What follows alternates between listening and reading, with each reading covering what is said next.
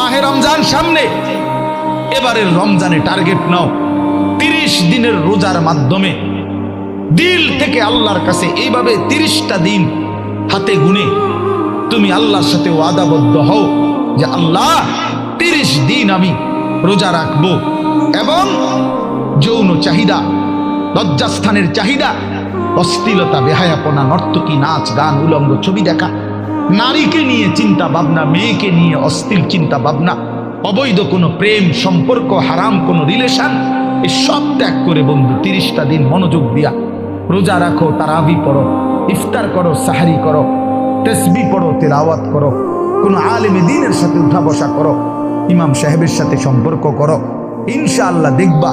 আল্লাহ চাহে তো 30 দিনের মাথায় আল্লাহ বলেন লাআল্লাকুম তাত্তাকুন, আমি আল্লাহ ওয়াদা দিলাম মোমেন তোকে মুত্তাকি বানিয়ে দেব।